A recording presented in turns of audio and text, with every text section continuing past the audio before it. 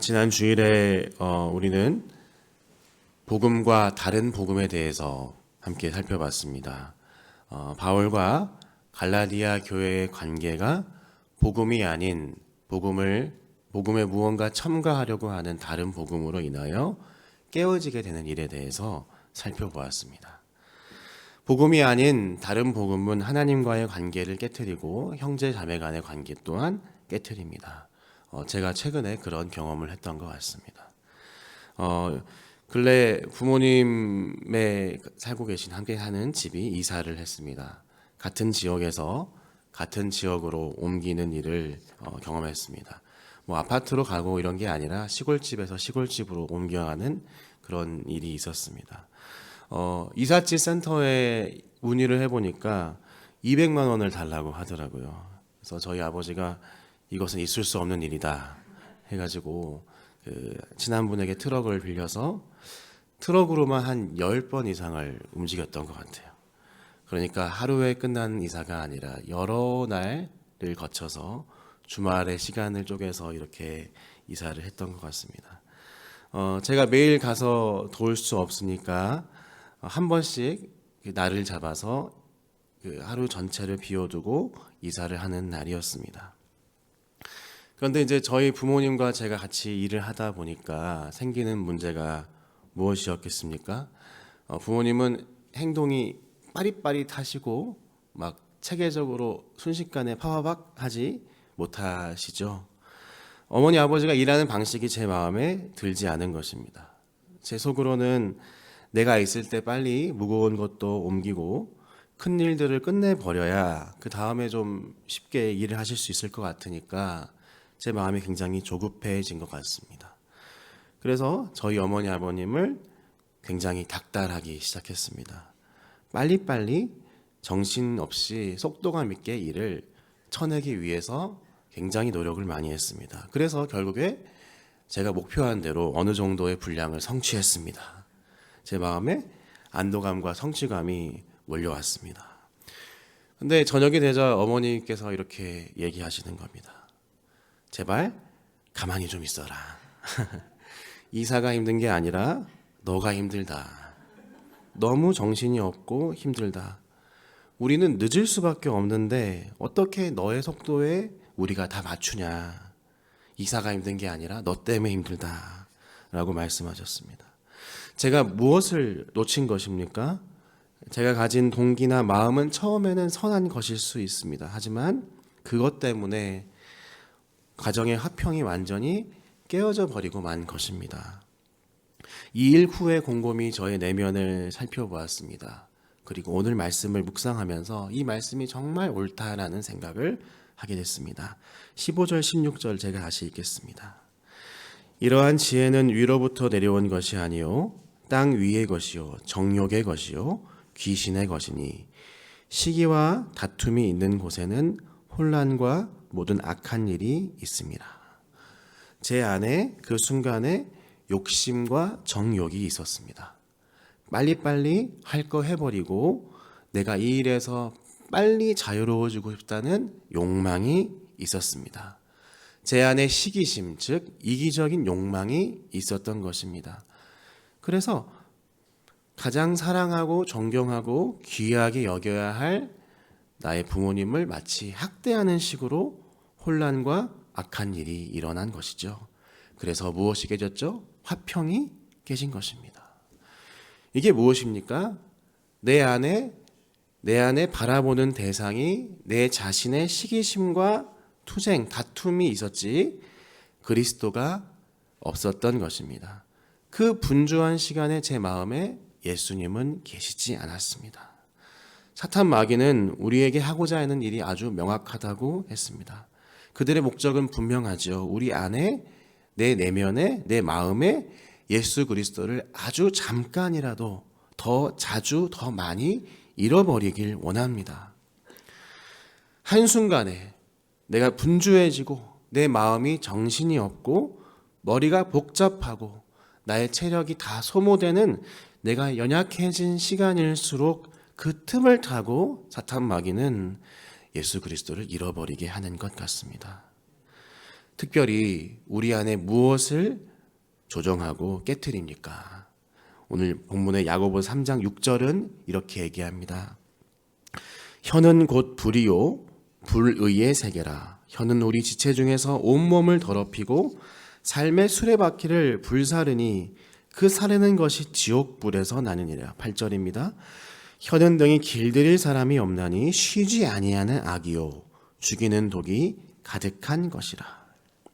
우리 안에 그리스도를 바라보는 것이 그리스도로 충만하지 않으면 특별히 사탄은 우리의 혀를 통해 움직입니다. 저의 혀를 작동해서 저의 혀의 틈을 타고 그 이사의 순간에 우리 가정 가운데 화평을 깨트리는 것이 바로 이 혀였습니다. 교회에서, 가정에서, 직장에서 우리에게 항상 이 혀가 문제가 됩니다. 내가 하는 말과 내가 하는 어떤 언사 때문에 화평이 깨진다면 그것은 이 악과 죽이는 독이 발현된 것입니다. 내 말에 시기심과 이기적 열정과 투쟁과 누군가에 대한 미움과 원망이 섞여 있는 말이 있다면 이 독과 악이 발현된 것입니다. 오늘 말씀에서는 그럴 때에 자랑하지 말라, 침묵해야 한다라고 이야기하고 있지 않습니까? 하지만 우리 마음이 어떻습니까? 내가 마음에 이런 들끓는 마음이 있으면 어떻게든 그 말을 해서 그 말을 해야만 적성이 풀리는 것이 우리의 모습이지 않습니까? 성경은 분명하게 이야기하고 있죠. 우리는 이 혀를 길들일 수 없습니다. 우리는 내 안에 시기와 다툼을 이길 수 있는 힘이 없다고 성경이 결론을 내려주고 있는 것입니다. 지혜의 온유함으로 행할 능력이 없습니다. 우리는 매일마다 매번마다 혀의 열매를 통해서 그 근거를 확인하고 발견하고 있습니다. 하지만 우리에게 소망이 있는 이유는 무엇입니까? 17절 말씀 읽겠습니다. 오직 위로부터 난 지혜는 첫째 성결하고 다음에 화평하고 관용하고 양순하며 긍휼과 선한 열매가 가득하고 편견과 거짓이 없나니. 우리 예수께서는 이 땅에 속한 분이 아니라 하늘에 속한 분이십니다. 오직 예수 그리스도에게만 참 지혜가 있으십니다. 17절 말씀은 예수님이 어떤 분이신지를 잘 보여줍니다. 그분은 거룩하십니다. 그분은 성결하셨습니다. 그 마음에 거짓이 전혀 없으십니다. 그분은 화평케 하는 분이셨으며 관용하시는 분이셨습니다. 죄인들을 가르치시지만 죄인들을 거부하지 않고 품으셨습니다. 그분은 긍휼히 여기는 분이었습니다.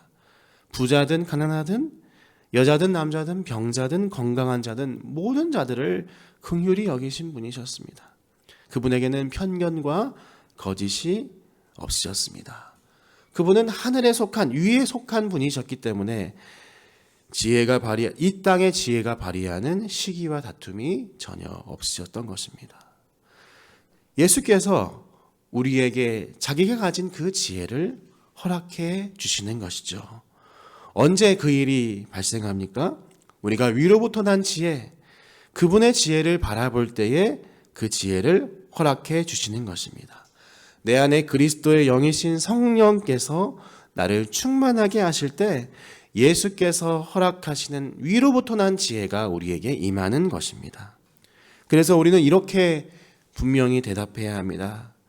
주님, 저에게는 완전한 지혜가 없습니다. 내게는 시기와 다툼과 분쟁과 이기심과 거짓이 가득합니다. 내가 말할 때마다 그곳에서는 분란이 일어납니다. 내가 말할 때마다 그곳에서는 화목이 깨집니다. 내게는 그 어떤 의로움도 더할 수 없는 존재입니다. 주님의 복음이 필요합니다. 우리는 그래서 이렇게 고백하게 되는 것이죠. 내가 또 주님을 놓쳤습니다. 내가 또 주님을 잃어버렸습니다. 주님, 다시 새롭게 해 주십시오. 라고 고백하게 되는 것입니다. 이것이 복음을 가진 자의 고백인 것이죠. 그럴 때 우리 안에 성령 하나님께서 신비한 일을 허락하십니다. 우리 마음에 평화를 허락하시는 것이죠. 그렇게 마음이 번잡할 수 없고, 그렇게 머리가 정신없을 수 없고, 그렇게 내 내면이 심란할 수가 없는 상황인데 내가 주님을 바라보고 주님께 나의 연약을 고하며 내가 낮아짐으로 주 앞에 나아갈 때에 신비한 화평이 찾아오는 것입니다. 날마다 우리는 이 싸움을 반복합니다. 이걸 놓치지 않기 위해서 날마다 나아가는 것입니다. 우리가 하루 동안 살아가면서 가장 중요한 싸움이 바로 이 주님을 끝까지 부르는 싸움인 것입니다. 우리가 이 새벽에 이 자리에 나온 이유가 무엇입니까?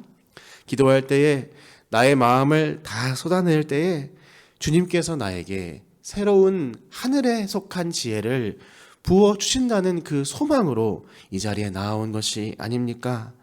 주님께서 이 자리에 나온 우리를 귀하게 여겨주실 것입니다. 마지막 18절을 보겠습니다.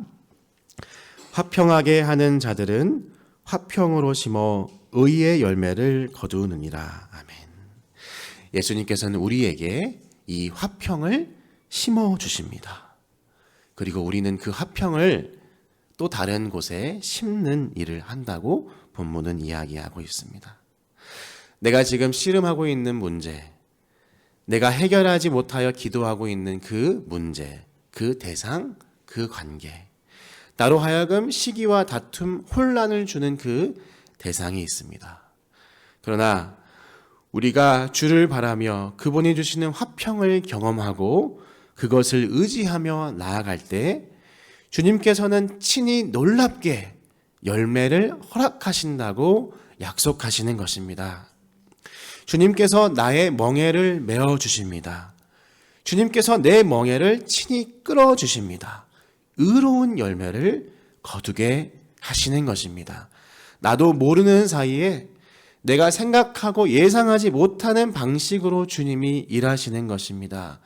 내가 예수 그리스도께서 허락하시는 그 평안을 바라보고 평안을 얻을 때 주님은 일하신다는 것을 신뢰하며 나아가길 주님의 이름으로 축복드립니다.